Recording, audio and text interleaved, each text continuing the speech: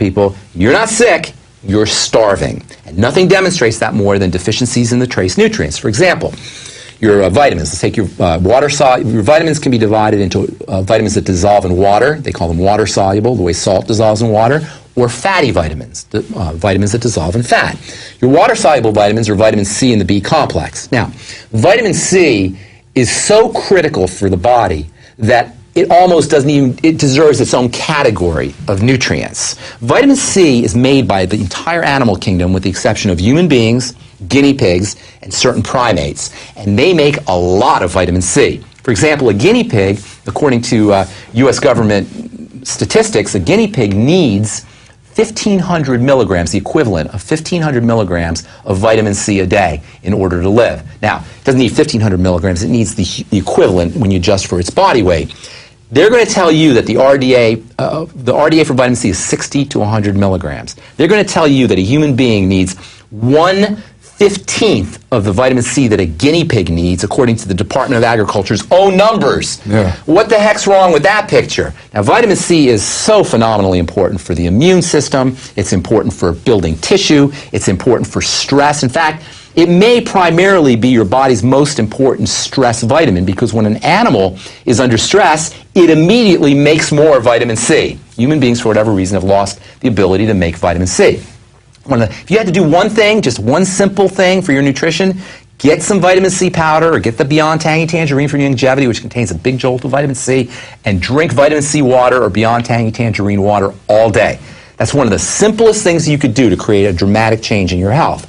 The second group of, important water-soluble vitamin is the group of vitamins. It's called the B complex.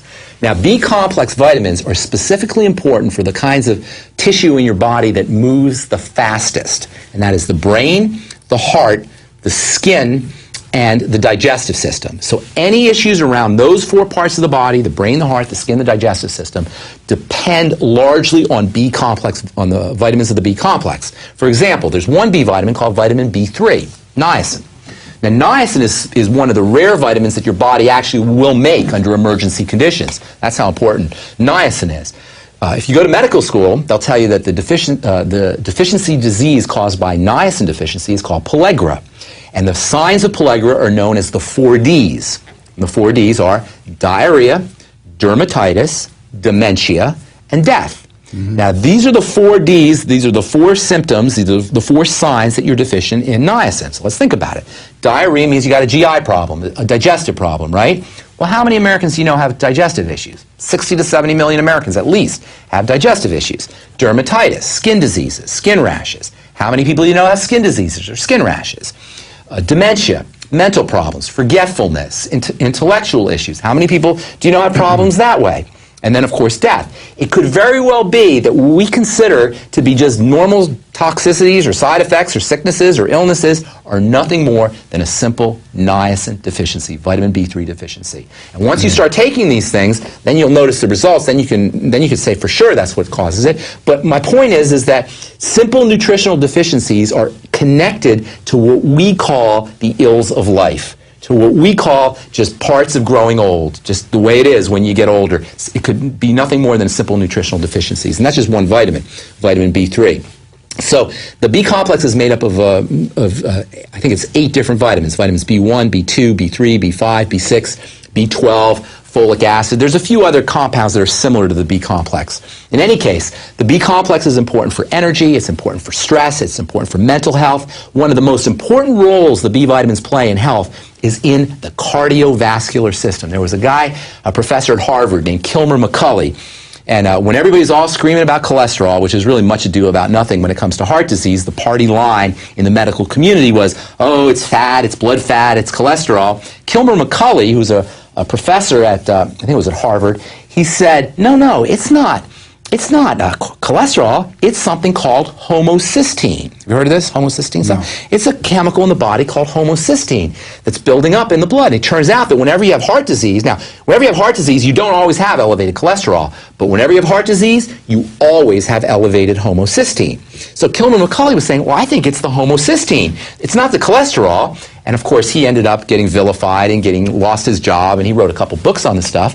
But the point about homocysteine is, in order to take care of homocysteine, which is definitively, unlike cholesterol, cholesterol has never been definitively linked to heart disease, but homocysteine has been definitively connected to heart disease. What you need to lower your homocysteine is about a nickel's worth of the B complex every day. That's all you need to take care of your heart. Between the B complex and vitamin C, you have the large bulk of nutrients that are important for cardiovascular health without drugs, without doctors, without insurance companies, without toxicity, without Obamacare. Do you see how powerful this message is?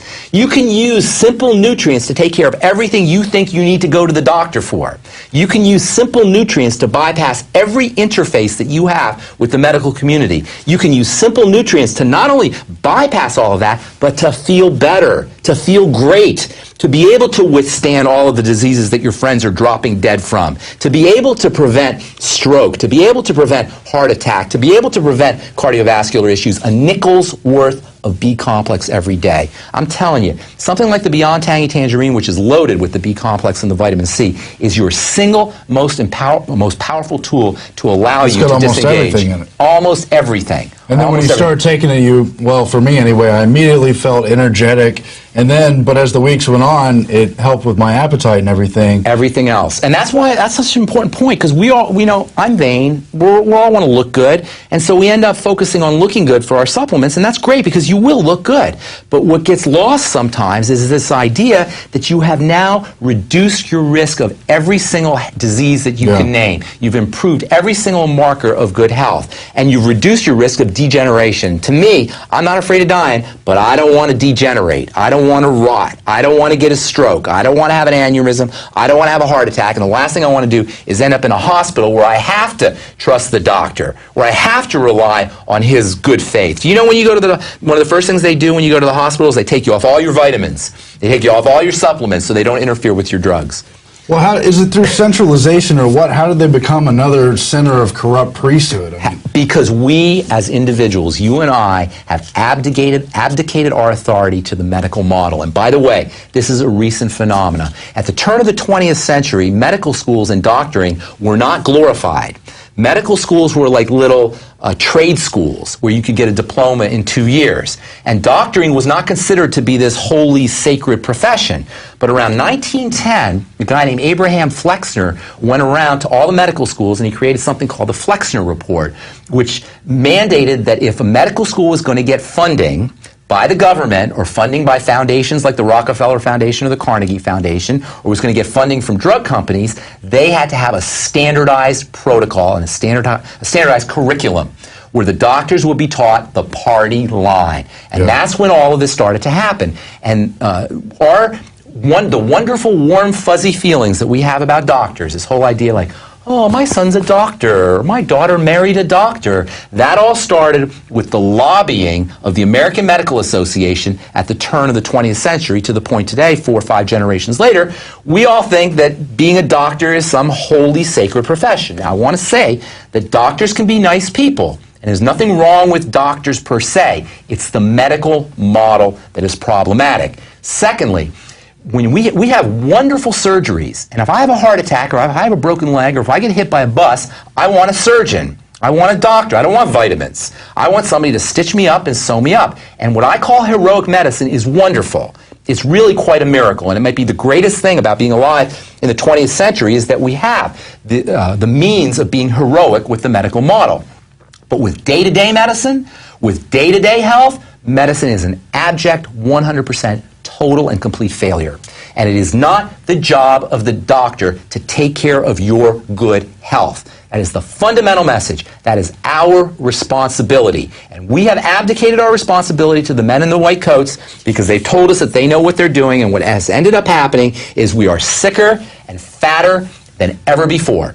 And that is because we have given up our responsibility for our bodies to the point where when we're sick, when we have an allergy, we're willing to go to somebody else to tell us if we're allergic to that food. Now, we think that's what food allergy testing is. You have a food allergy. We are so disassociated from our bodies, we're so disconnected from our bodies, that I'm going to go to you and ask you if I'm allergic to something. And what the doctor will do is he'll take a little bit of your blood, he'll put it in a dish, and then he'll put some food in the dish, and he'll say, oh yeah, you're allergic to that food. Instead of us knowing what our body is responding to or how our body's responding. We don't even know what our body does, let alone to know if we're allergic or if we're sick from something. So the job that we have as human beings, our most important job, if you ask me, is to understand how our bodies work and how our bodies work vis-a-vis or interfacing with things like food and oxygen and water. To me, that's the single most important thing to do as a human being, is understand how our bodies work. Look, I've been listening to your radio show. You can find it, at brightsideben.com. Brightsideben.com. But I've been trying to put in, start taking these nutritional supplements, and you feel the difference within, almost right away, really. Almost right away. And that's, that's another good point, Aaron. And we have it at InfowarsTeam.com, by the way, the longevity vitamins. Who's that smiley guy right there? Yeah, it's a great program, though. I mean, people should really check it out and study what you say, because you've got a lot of wisdom in there. Thank you. I appreciate that. More than we could cover in this relatively short interview. I appreciate that. But you said something very interesting. And to me, this is so cool. The sicker you are, the more deficient you are, the faster you recover. The more deficient you are in nutrients, the faster your body absorbs those nutrients. The more weight you need to lose, the faster you lose the weight. To me, that is the great gift of the human body, is the sicker you are, the faster you recover. And your body can turn on a dime if you turn on a dime. I don't care what you have, what your health disease is. I almost don't even, when people call me up on the radio program, I almost don't even want to hear their specific diagnosis. In fact, I think that diagnoses should die, because what diagnosis does is it allows an incompetent medical professional to go to a little book and to see what the appropriate treatment is for your disease. Not to do the medical detective work to figure out where your biochemistry's gone wrong and what exactly is happening inside your body, but to treat you based on a protocol that's been set by the people who are selling you the treatment. The protocols and the prescribing rituals, the prescribing regimens that are determined for your particular illness are set up by the people who are selling you the drugs. Yeah. The drug companies set up the cholesterol levels, for example, and when your LDL levels went from 100 to 70, first they said, well, if you're at 100, that's good, and then they said, no, it should be 70.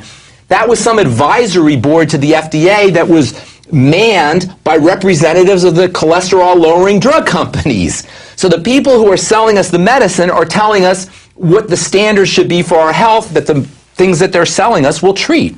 So it's a scandal of epic proportions. But this is where I'm at. I mean, politically, philosophically, we know we have to change this thing. We know we can change ourselves individually. How do we begin to fight back against the big pharma problem, the big agri problem? By not participating, not eating the fast food, not eating the restaurant food, not eating what they're selling you, not buying what they're selling you. I'm telling you, not eating what they're selling you. And if somebody's selling you food on a commercial, that's a food you probably don't want to eat. If there's a little jingle they're singing, that's a food you probably don't want to eat. Because food value is inversely proportional to the amount of marketing that's spent on that food.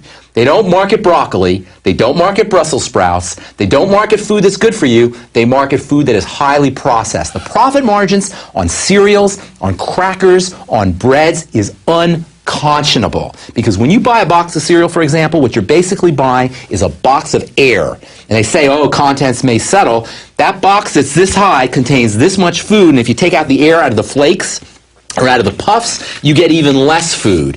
And that's a box that's going to go for $4 or $5 these days at the supermarket. The profit margin on that stuff is repulsive. And why do you think the biggest companies in the world, like Philip Morris and the cigarette companies, you know what else they own? They own Keebler, and they own Nabisco, and they own the potato chip companies, and they own the snack food companies. Well, there's more than one reason for that, all the vertical and horizontal integration. They own all of that stuff, because that food not only is high profit, not only is it high margin, but it also contains chemicals that will keep you eating. Because just like the people don't know how to hack into their brains, food processors know good and well how to hack into your brain. And they know how to hack into your brain so that you'll keep consuming their foods. So the single most important thing you can do, it's not funny to eat potato chips. People think it's a joke, and they say, oh, well, I'm addicted to French fries. Oh, I'm just going to eat my French fries. It tastes delicious. That is participating in the New World Order. That is participating in the machine. That's engaging with the machine. For every French fry you eat, there's another little rivet that is bonding you to the machine of tyranny.